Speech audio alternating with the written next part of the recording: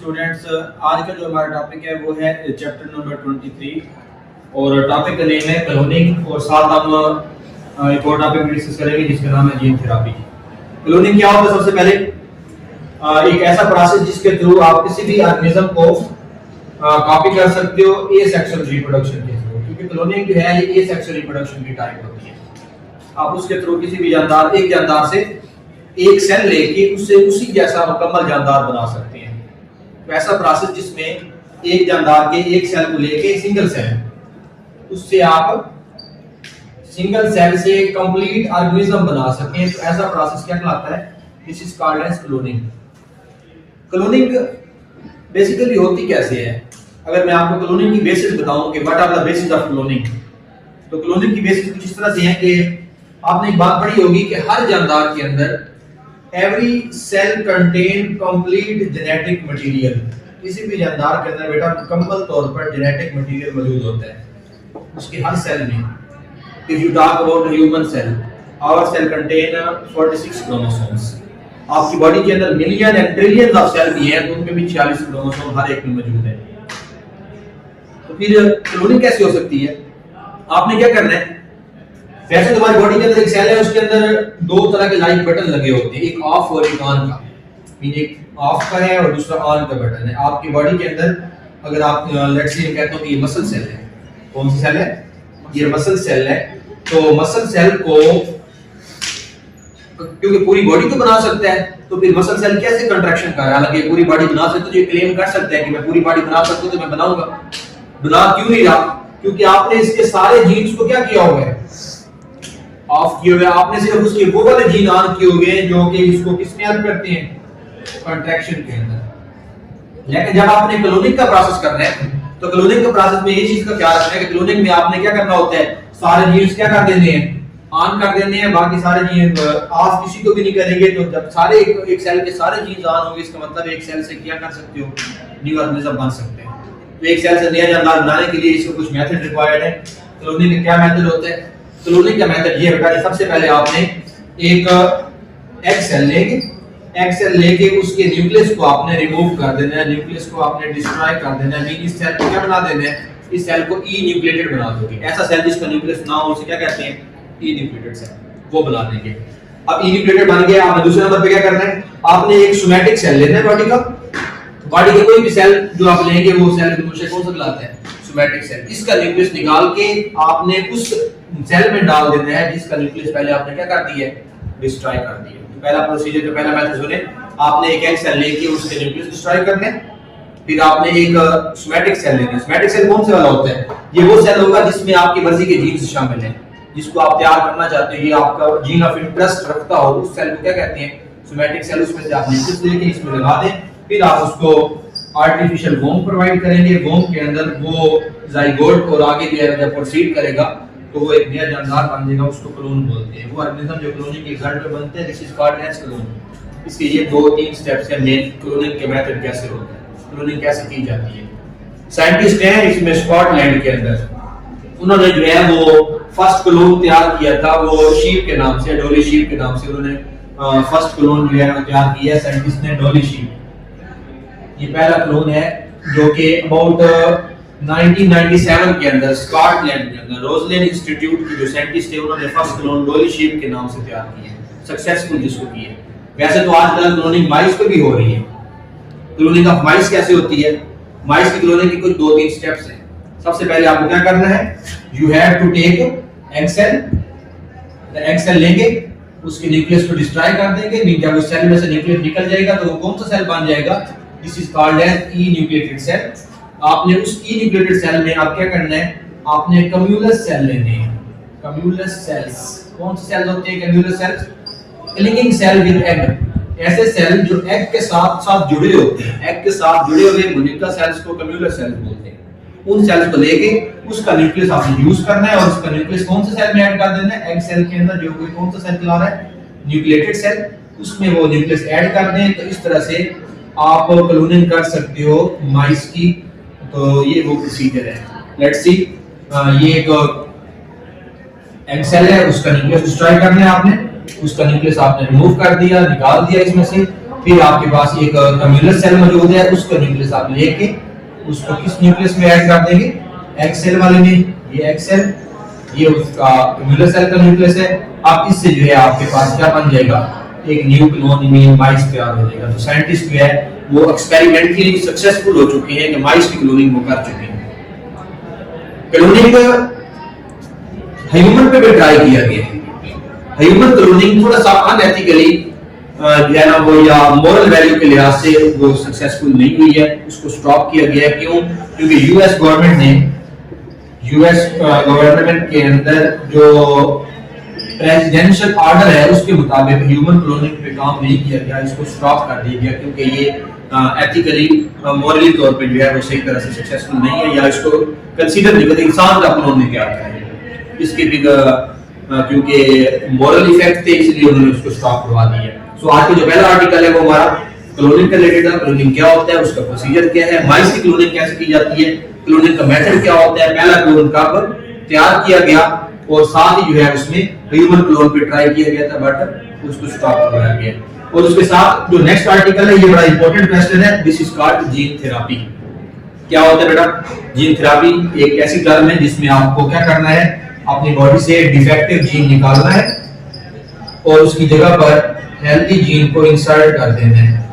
ऐसा फिनोमेना जिसके अंदर बॉडी में हेल्दी जीन को लगाया जाता है और डिफेक्टिव जीन को निकाल दिया जाता है, this is called as gene therapy.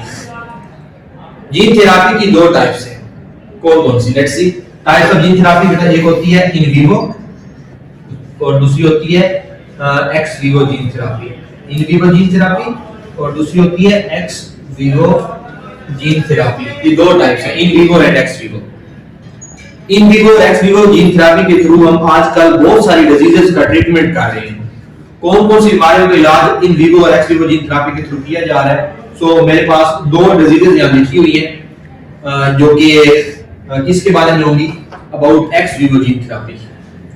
उसके थ्रू हम किसके बारे में इलाज कर सकते हैं, SCID एंड दूसरी डिजीज जो है जिसका नाम है हाइपर कोलेस्ट्रोलिनिया। SCID एंड हाइपर कोलेस्ट्रोलिनिया, ये दो डिजीजेस हैं जिनका ट्रीटमेंट आज हम एक्स विवो के थ्रू कर रहे हैं। क्वेश्चन है यहाँ पर एक्स विवो होता क्या है। एक्स विवो का मतलब आउटसाइड द बॉडी।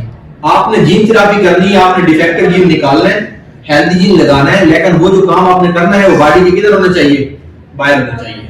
तो आप जीन थेरेपी कैसे डिफाइन कर सकते हैं, the type of gene therapy in which genes are inserted into the cell out of body से बाहर अगर किसी भी सेल के अंदर जीन दाखिल करेंगे तो उसे क्या कहते हैं, एक्स विवो जीन थेरेपी। उसका फर्स्ट ट्रीटमेंट कौन सा है, SCID। बेटा SCID क्या होता है, ये कॉम्बिनेशन है, severe, C for combined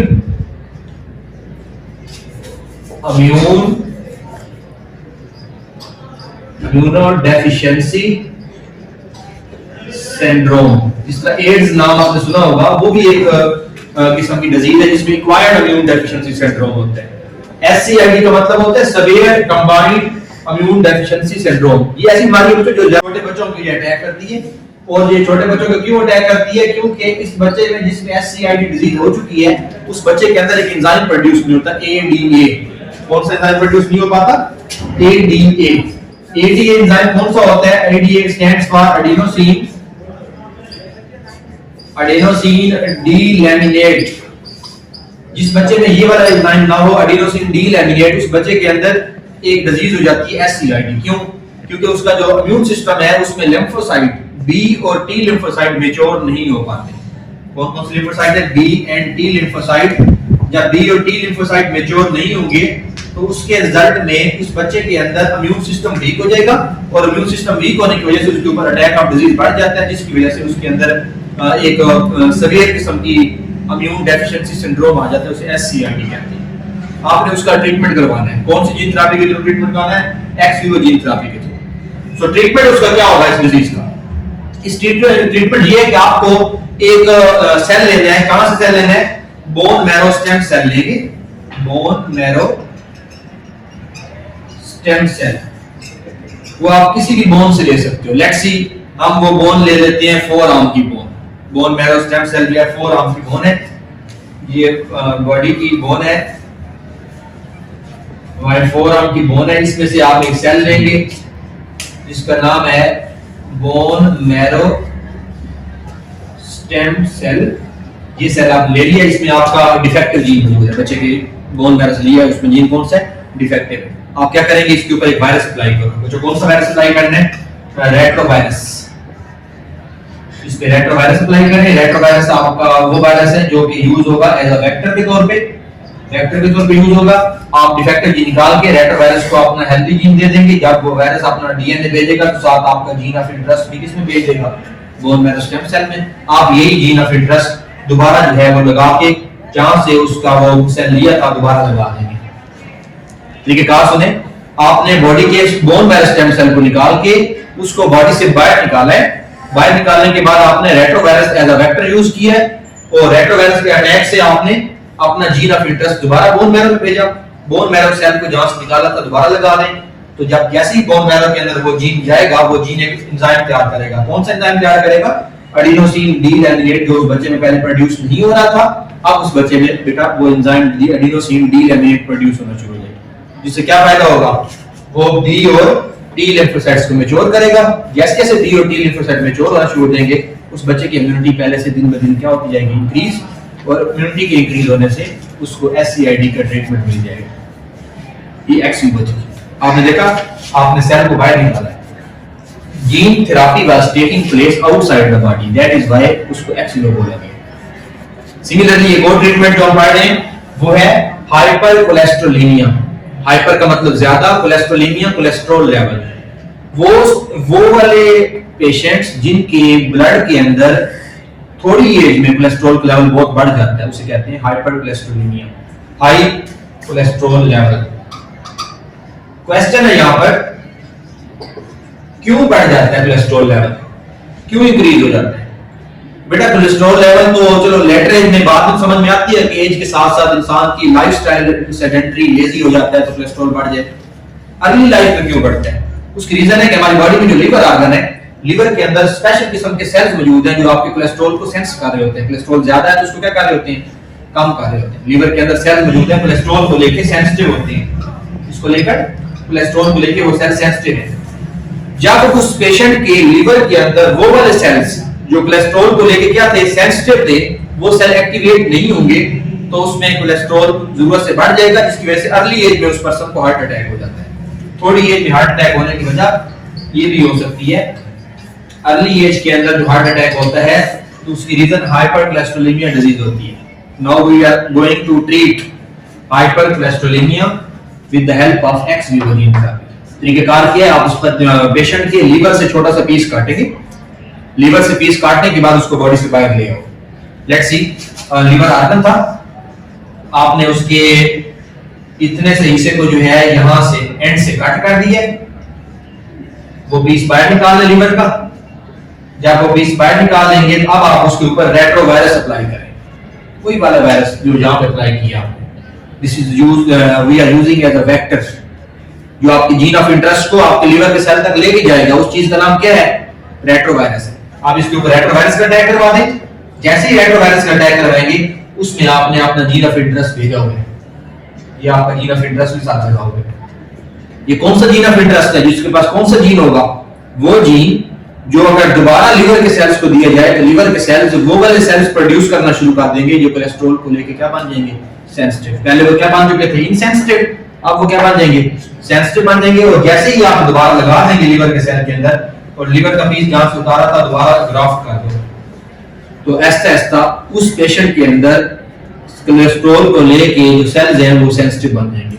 और जैसे सेंसिटिव बनेंगे हाई कोलेस्ट्रॉल को फौरी तौर पे लीवर कम कर देगा और जैसे कोलेस्ट्रॉल का लेवल कम होगा पेशेंट ट्रीट हो जाएगा। सो जो हमारी बुक है उसके अकॉर्डिंग जो ये जीन थेरेपी का टॉपिक है उसमें एक्स विवो जीन थेरेपी की दो ट्रीटमेंट्स हैं। The first treatment was the treatment of SCID और जो दूसरी होती है वो है ट्रीटमेंट ऑफ हाइपर कोलेस्ट्रोलेमिया। दोनों के अंदर हम जीन्स को बॉडी से बाहर निकाल के उसको ट्रीट करते हैं और फिर बॉडी के अंदर उसको लेके जाते हैं। This was about the two topics. एक क्लोनिंग था चैप्टर नंबर 23, बायोटेक्नोलॉजी का चैप्टर था सेकंड ईयर का, और दूसरा जो आप लोगों के पास वो क्वेश्चन है this is about the gene therapy and the first type of gene therapy x vivo gene therapy. Hope so understand किया होगा आप लोगों ने।